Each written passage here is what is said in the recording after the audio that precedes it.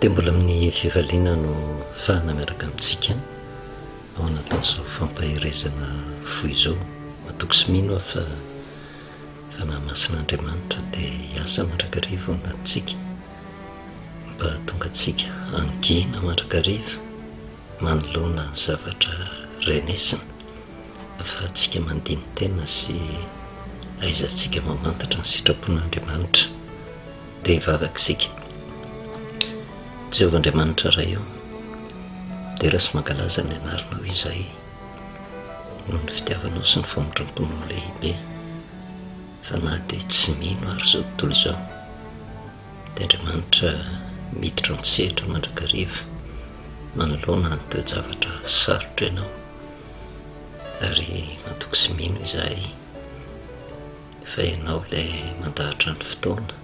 sy ny andro, ianao ilay mametraka mpanjaka sy manaisotra mpanjaka, miditra an-tsehatra eo amin'ny fiainanay mandrakariva indrindra eo amin'ny vanim-potoana izay andalovan'ny firenena ao anatin'ny toe-javatra sarotra. Mahatoky sy mino izay fa manana ny fomba ataonao ianao mba hisehoana ny voninahitro mandrakariva sy hanambarahanao ny tena sitraponao, fanahinao masina no hiasa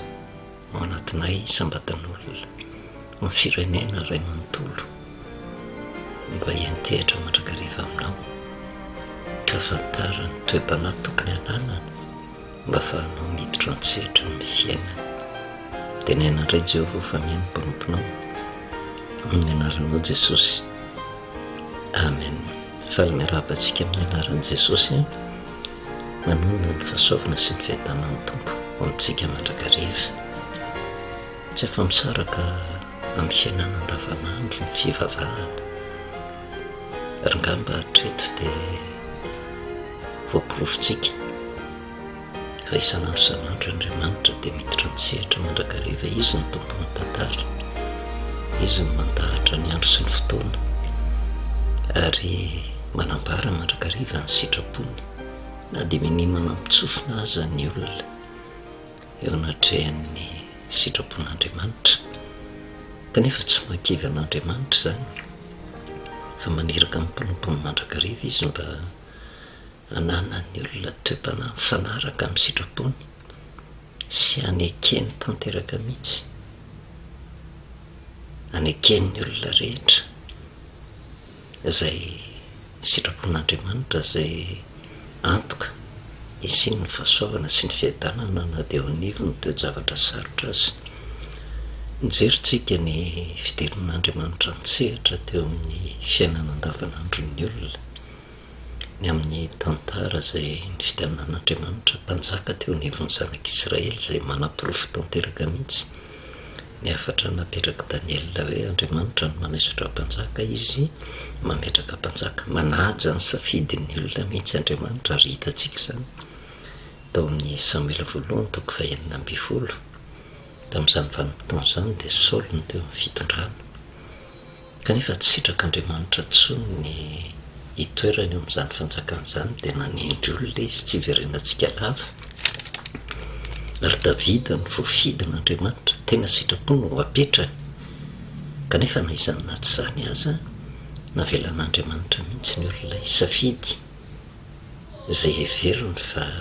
mety ho apetraka ho mpanjaka. Nanaja mihitsy Andriamanitra ny safidiny tsirairay avy. Dia hitantsika ny zanak' Jese tamin'izany vanim-potoana izany fa nalefa ry Eliaba, nalefa ry Abinadaba, nalefa ry Sama, nasesy teo daholo ny rahalahin'ny Davida rehetrarehetra, kanefa dia na dia teo ara izay sitrapon'ny olona izay, Andriamanitra manana ny olona efa apetrany. Ary inona moa no mahatonga an'Andriamanitra manaja ny safidin'ny olona mba ahafantaran'ny olona ny sitrapon'Andriamanitra hoe tsy izay rehetra mety amin'ny olona akory dia mety amin'Andriamanitra. Araka ny tenin'ny soratra masina hoe misy lalana heverin'ny olona fa azo mpiainanao sy kanjo lalana mivarina any amin'ny fahafatesany. Andriamanitra no mahafantatra ny toe-javatra misy, tsika tsy mahalala ny rapitso, tsy mahalala ny zavatsarotra andalovana, ary tsy misy mihitsy afaka hieritreritra an'izany ary nizana izy manana hery te hipetraka ho mpanjaka tsy mahafantatra zay zavatra hivoaka rapitso takan'izay zavatra hitantsika teo anivon'ny firenena angamba tsikaritra tsika tsara na de teo ara ny ezaka rehetra nataony tompon'andraikitra teo anivon'ny firenena ny programa rehetra tiany apetraka sy ny zavatra ny kasainy ho tanterahana fa tsisy nanapohan'izany hoe isy ny loza ara-bojanahary isy ny ady any ivelany zay sy fiatraikany manerina an'izao tontolo izao teo anivon'ny Russie sy Ukraine, isy ny Covid kanefa niatra tamin'izao tontolo izao zany rehetrarehetra zany. Andriamanitra no mahafantatra an'izany ary Andriamanitra mahalala ny zavatra rehetra no mahafantatra ihany koa iza ny mpanjaka afaka hisedra an'izany zavatra zany. Ary eto amin'ity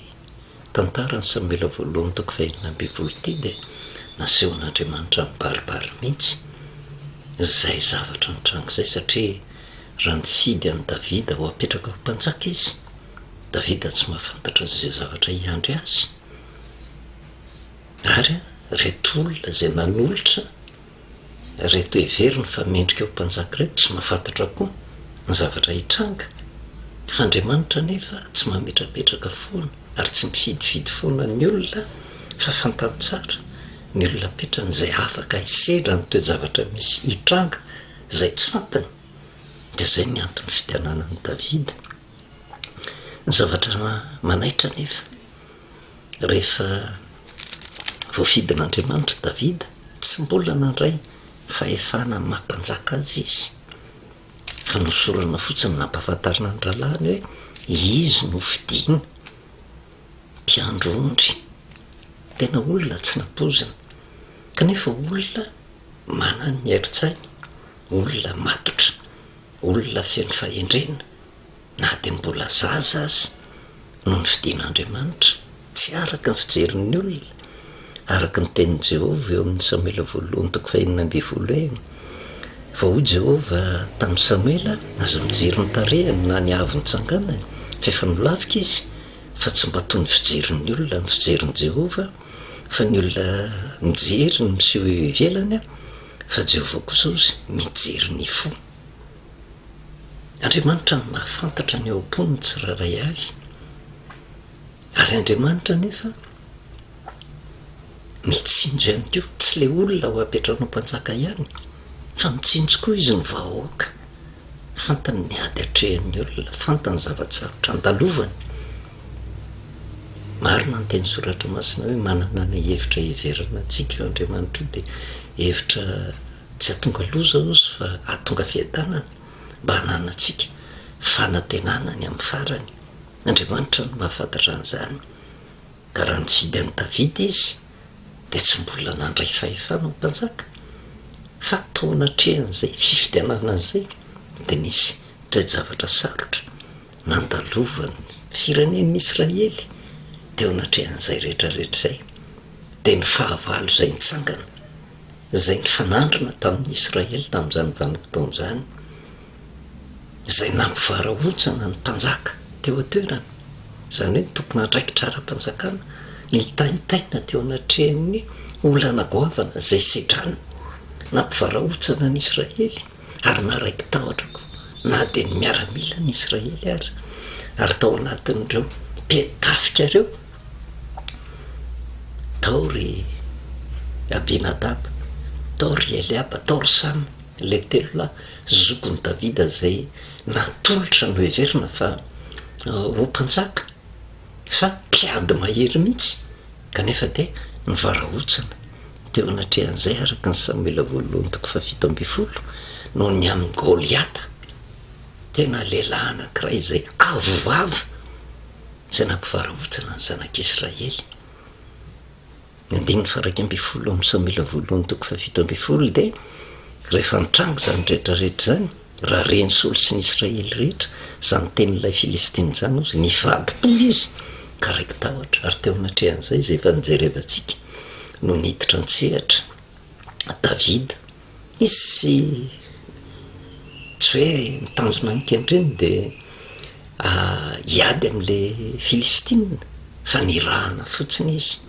mba hitondra sakafo amahana ny mpiseharivo hijery ny ralahany any anady any teo am-piandrasany motry na natanteraka an'izay dia zay izy no nahita n'ity lehilahy avovavy ty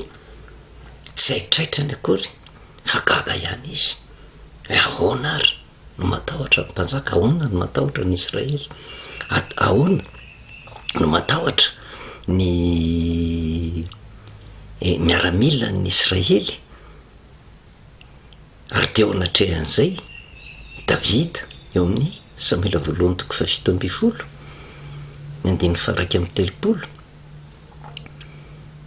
ka hatramin'ny 7 ary nondren'ny olona ny teny izay nataon'i Davida dia nambarany tamin'i Saoly izy ka dia naniraka naka azy izy. Ary hoy Davida tamin'i Saoly, aoka tsy ho kenatra amin'io lehilahy io ny fon'ny olona ozy fa mpanomponao andeha hiady amin'ny Filistina io. Fa hoe Saoly tamin'i Davida, tsy toanao ny andeha hiady amin'ny Filistina io satria mbola zaza ianao, fa izy efa mpiady hatrizay miainany, tsy mbola zatra ady Davida, tsy miaramila akory izy, tsy mbola zatra ny tapediana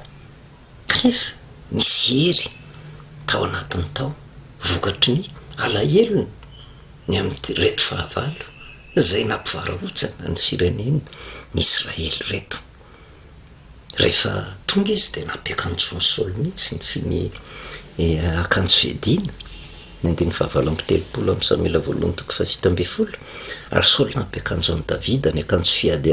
fiadiana ary nanisy fiarovan-doha varahana tamin'ny lohany sy nampiakanjo azy akanjo fiarovatratra ozy.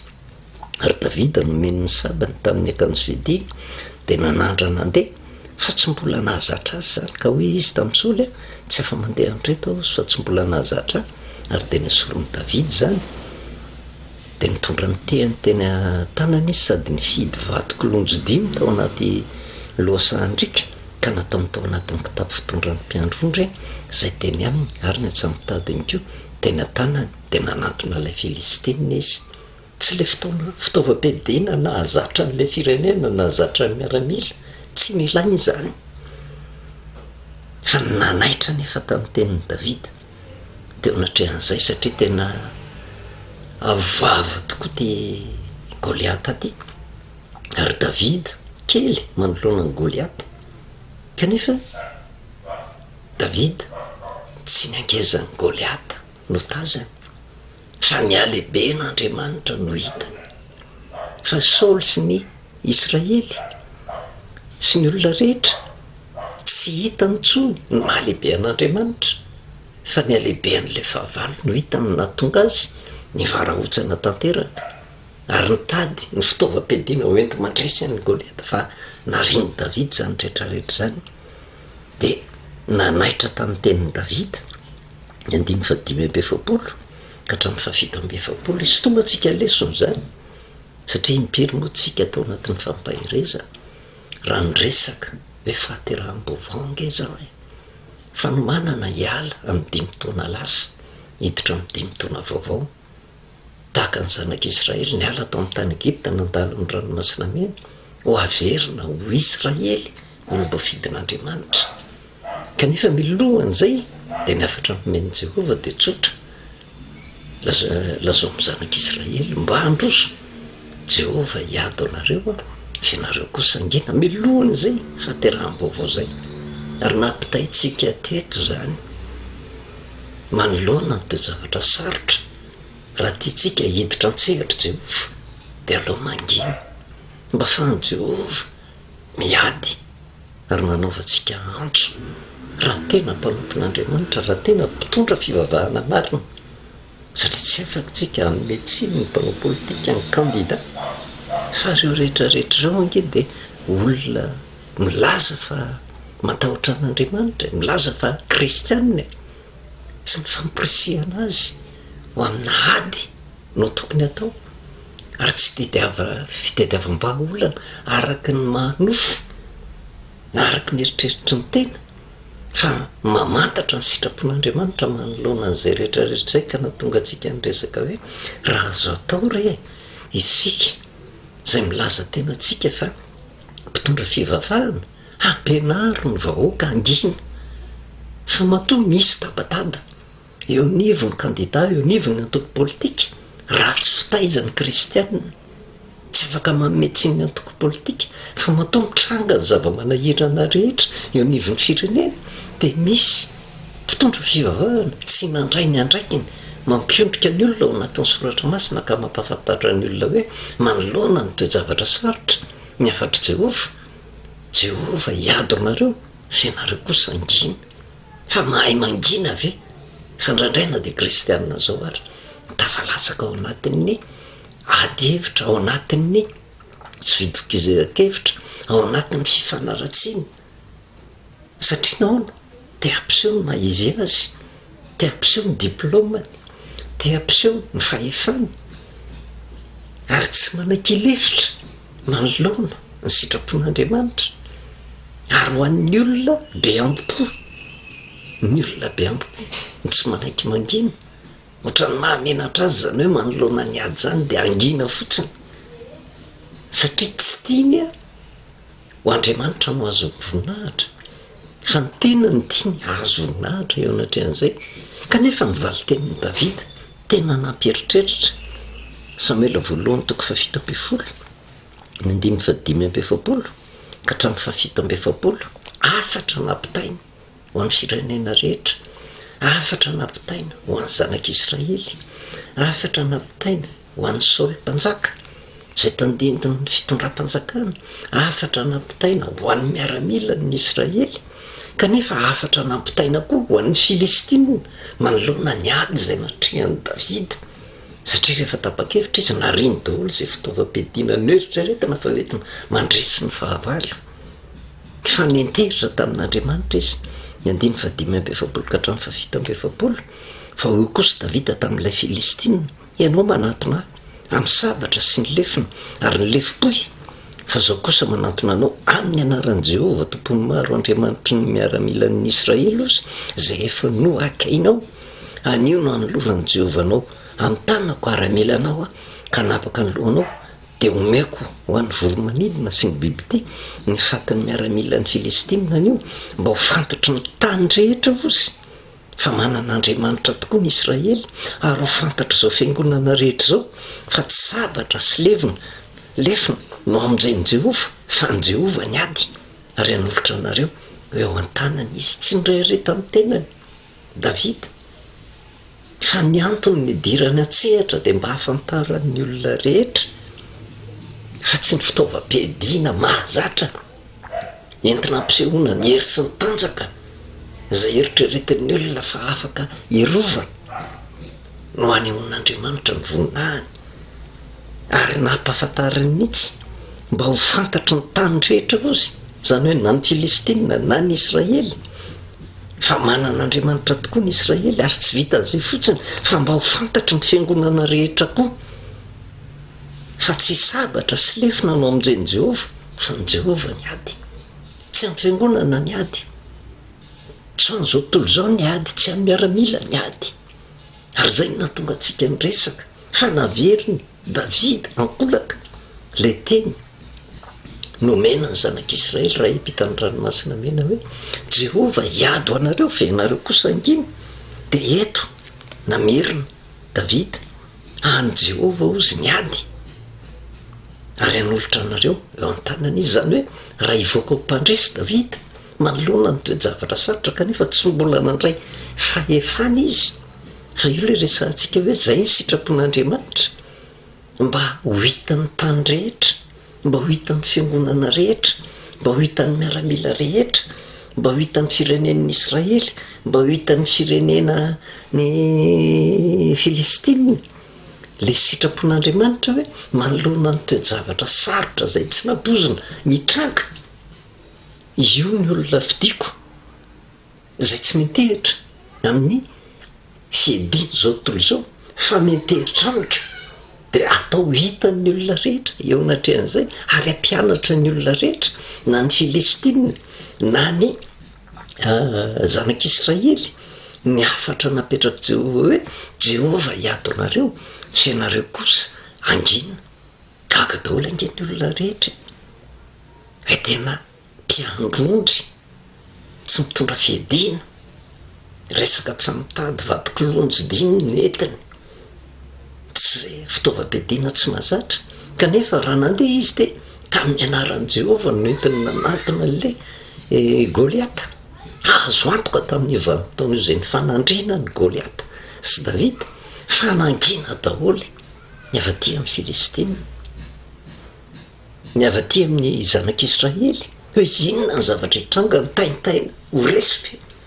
ho lasa mpanompo ny Filistina ve?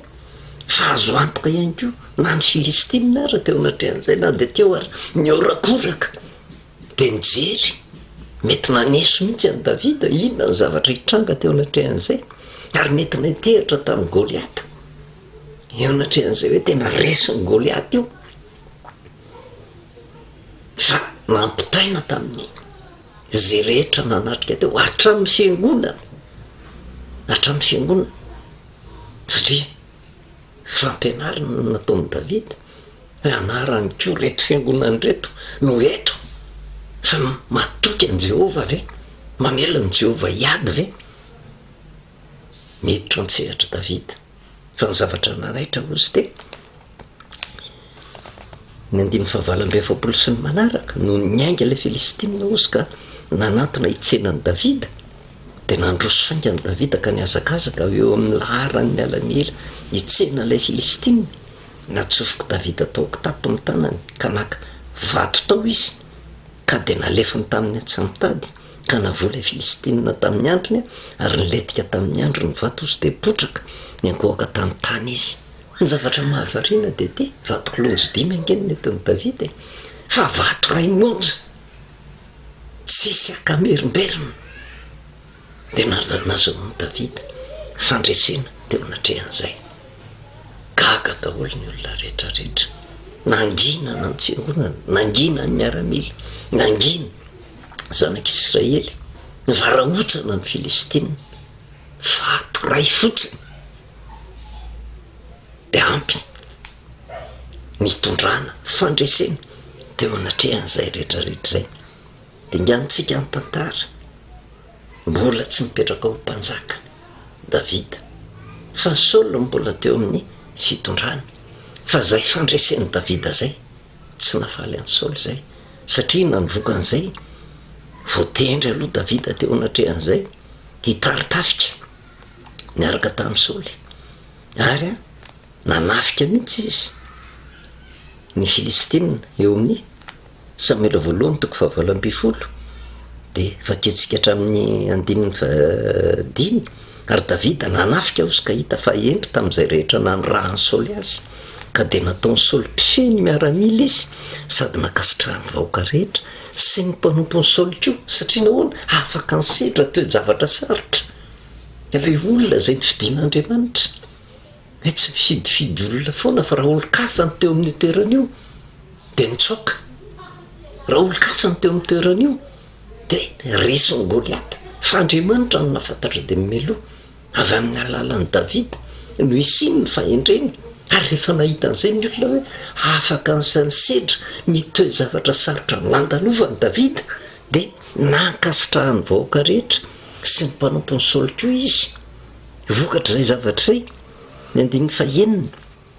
sy 7 no ny tonga ny olona tamin'ny iverenan'i Davida avy namono an'ilay Filistina, de nivoaka ny vehivavy avy tamin'ny tanànan'ny Israely rehetra ka de nihira sy nandeha nitsehana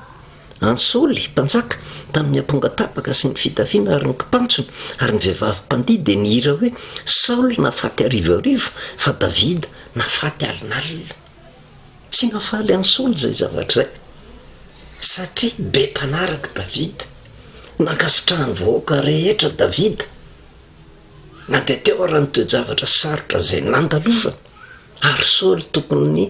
tena nanaja ny Davida hoe tena avy amin'Andriamanitra no nahazoana fandresena, ary tokony nanome voninahitra an'Andriamanitra izy nefa mbola teo amin'ny fitondrana. Ny 9 sy 7 de tezitra indrindra Saoly fa tsy sitrany zany teny zany, ka hoy izy ny an'i Davida nataony alinalina lahy, fa ny akosa nataony arivarivo ihany, ko ny fanjakana ihany no sisa tsy mbola azony. Ary Saoly hatramin'izany andro zany ozy nangarika an'i Davida, velom-pelonana tanteraka raha toizantsika ny tantara mbola tsy nandray fahefany Davida, ny fofony ainy Davida i Saoly. Raha mijerytsika ny 7:20 sy 7:20 amin'ny Samuela voalohany 7:20, ary Saoly nahita sy nahalala fa Jehova nomba ny Davida ozy ary nikalazana ny vavy ty azy, ary de vao maika natahotra any Davida Saoly ka tonga fahavalony Davida mandrakariva, lasa fahavalo teo anatrehan'izany rehetrarehetra zany, satria nombany Jehova lesona lehibe. Tonga amitsika zany rehetrarehetra zany, manana safidy ny olona rehetra fa ataon'Andriamanitra fitaovana fotsiny mba ahafahan'Andriamanitra manendry zay tiany apetraka. Fa inona ny tokony ataontsika? Ny tokony ataontsika de ny anaiky ny fahefana zay misy. Raha mamerina kely ny voalazany amin'ny Romanina 13:20 de zao ny voasoratra ao, Romanina 13:20 ny 9:1 ka hatramin'ny 9:7, aoka ny olona rehetra samy anaiky ny fahefana lehibe ozy, fa tsy misy fahefana afa-tsy zay avy amin'Andriamanitra, fa zay misy de voatendrin'Andriamanitra. Ko zay manohatra ny fahefana de manohatra ny voatendrin'Andriamanitra, ary zay manohatra de azo fahamelohana. Fa ny mpanapaka de tsy matahotra ny manao tsara fa ny manao ratsy ihany, ary ny tsy atahotra fahefana avy any tianao ataovy ary zay tsara de azo dera avy aminy ianao. Ka raha misy tsy mahazo azo ny fahefana zay apetrak'Andriamanitra, inona ny tokony atao? Manaova ny tsara fotsiny, ary ao ambadika zay hoe manaova raha zay tsara, tsy zay mangina fotsiny, de ekeo ny sitrapon'Andriamanitra. Fa tsy misy fahefana tafapetraka afa-tsy avy amin'Andriamanitra, ary de ambarana zany any amin'ny bokin'ny Petera voalohany, Petera voalohany 2 de ny 7:20, ary noho ny tompo izy de maneke zay rehetra voatendrin'ny olona, na ny mpanjaka satria ambony izy, na ny mpanapaka satria ny raha namaly zay manao ratsy izy, fa obidera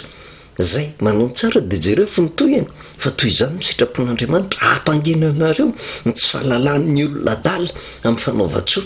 fa olona afaka ianareo izy, nefa aza mitondra ny fahafahanareo fanaronana ny ratsy fa toy ny mpanompon'Andriamanitra. Raha fetsifetsy ny kristianina tsisy afa-tsy ny mangina manaiky ny fahefana ambony indrindra, faratapony indrindra, diza le fahefana faratapony Jehova Andriamanitra zay manaisotra mpanjaka sy mametraka mpanjaka sy mametraka ny fahefana rehetra, tsy tokony ho toerina. Ka raha tiatsika Andriamanitra hiditra an-tsehatra amin'ny fiainantsika, mangina fotsiny, aza tafalatsaka amin'ny ady, aza tafalatsaka amin'ny fankahalany, faoka le fitiavana an'Andriamanitra no ambony indrindra, sy ny fanekena sitrapony mangina mandroso ao anatin'ny fahanginana, de avelao i Andriamanitra no hiasa. Fa de ho hitatsika ny voninahitra asehon'Andriamanitra eo anatrehan'izany rehetrarehetra zany. Fianarana lehibe ho atsika ny toetrany Davida, na riny daholy zay mety ho fiadiana eritreretany zao tontolo zao, hoentina azahoa ampandresena, fa manantona ny fahavalo amin'ny anaran'Andriamanitra, de hitatsika fa mivoaka mpandresy Davida. Matoko sy mino koa tsika fa Andriamanitra tsy mafoy te Madagasikara te. Matoko tsika fa mifanahy masin'Andriamanitra hiasa eo nivon'ny olom-boafidy rehetra, indrindra mba hiasa tanteraka koa eo mpitondra fivavahana, afahantsika mandray ny fanapahan-kevitra. Raha endritsika ampianaro angina ny olona, raha manatsaintsika ampianaro angina ny olona, fa zay ny voalaza zay manatsaina ozy Amosa 5:17 de angina tokoa am'izao andro zao, fa andro mahory zay vao mangina ianao